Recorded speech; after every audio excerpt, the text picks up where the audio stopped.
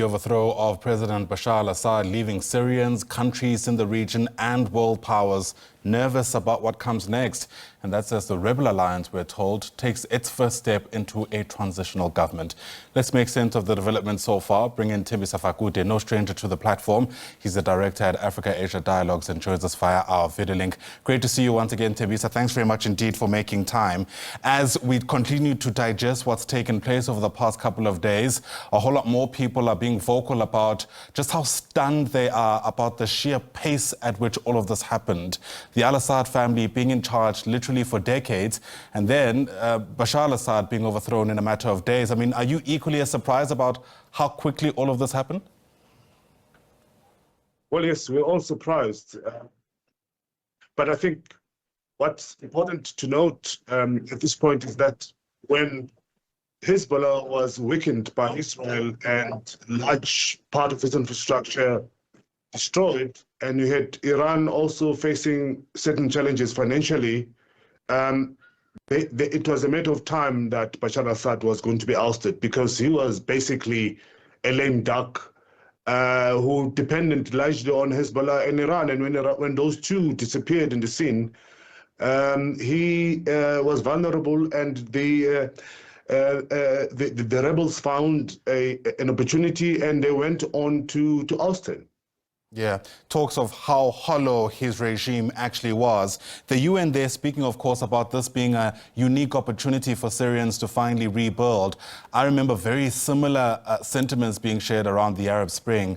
And despite that, obviously that didn't happen. And so I wonder then what you reckon needs to happen now in order to get it right this time around. I think the first thing they need to do is to remove Hayat al-Tahrir al-Sham, which is the organization that is at the moment in charge, remove them from the list of terrorists or terrorism, the list of terrorists that all European nations, including the United Nations, continue to uphold. Once that happens, then you are paving a way towards a situation where there will be peace in Syria and a proper transition can take place. But as long as you have Hayat Tahrir al-Sham remaining in that list, no country in the world will want to deal with them. And if that's the case, then Syrian people will back to square one. Speaking of the Syrian people, already yesterday we had seen images of what seems to me like thousands of people heading back home, as it were. And, you know, it's raised a number of questions around what the future of the country might look like. What kind of reading do you give into that? For one, it's stunning that it was just a matter of days since Bashar al-Assad was overthrown, and already there was a response even from ordinary people. Yeah, it's both exciting, but at the same time concerning. You have a number of Syrian refugees who are coming from Turkey, others coming from Lebanon, heading back to their homes. Now the question is, what's going to happen to their status as refugees in these countries? Already some countries have suspended the application of political asylum by Syrians, particularly the European countries. The first one to do so was Germany. So whilst this is exciting for the Syrians going back home, by the way, they're going to destroyed villages and cities.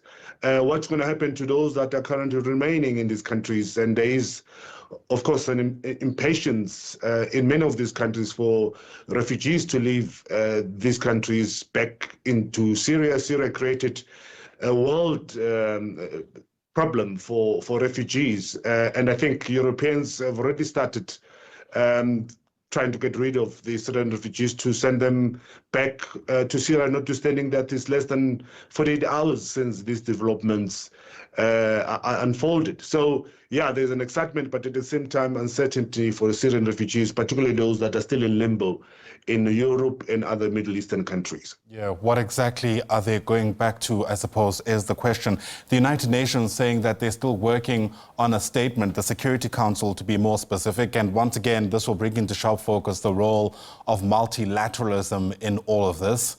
If you had, I suppose, any kind of influence, what direction would you move the UN towards, given what's at stake?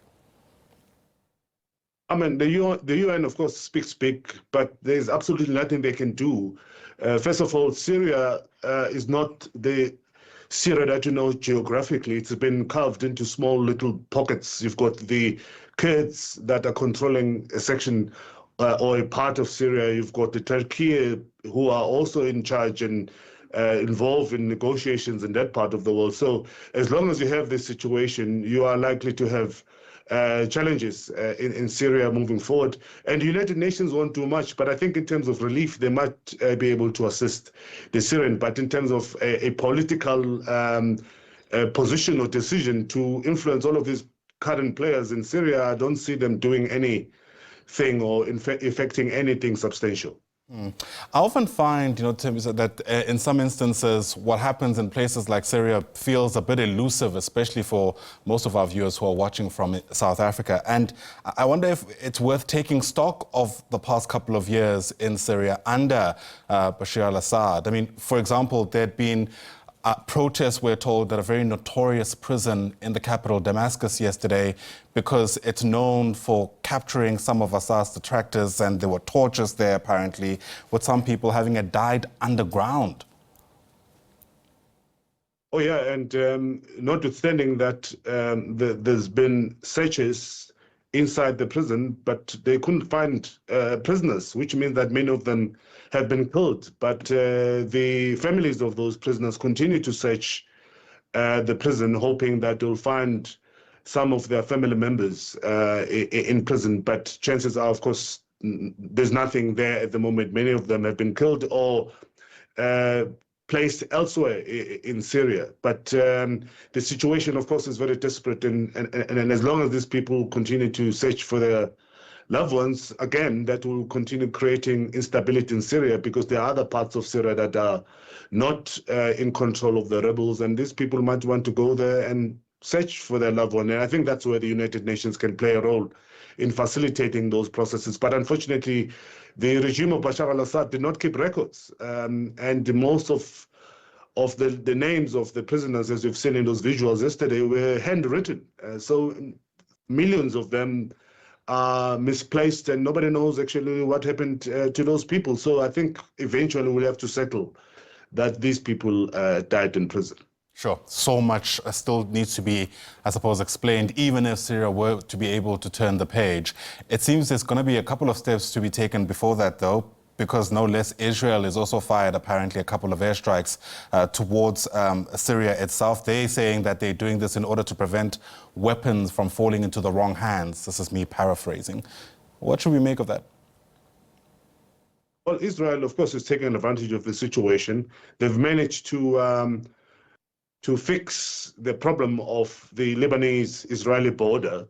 But the northern border with Golan Heights is a new open border, because now you have Bashar al-Assad removed, who, by the way, used to be a proxy of Israel in inverted commas, although other people believe otherwise. But the fact that you had a formal government in Damascus, it meant that that border between Israel and Syria was, to an extent, managed and protected. Now you've got Abu Mohammed al-Julani, the new leader of Hayat al-Tahrir al-Sham. We don't know what's going to happen. So Israel was quite swift in moving towards that border to protect it, of course, violating the truce agreement that it had with Syria since 1974.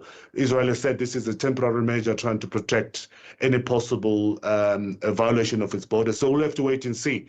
But Israel has opened another front in Syria, and Syria is not going to be like Hezbollah, even though, of course, Hayat al-Tahrir al-Sham will try and work towards fixing Syria instead of starting a war with Israel. But again, we'll have to wait and see what will happen, because some of the rebels have not yet moved to Damascus to get a position from the leadership. Sure. What a time to be alive. I feel like I've been saying that quite often over the past decade, but here we are indeed once again. Thembisa Fakude, always a pleasure. Thanks for your time and insights.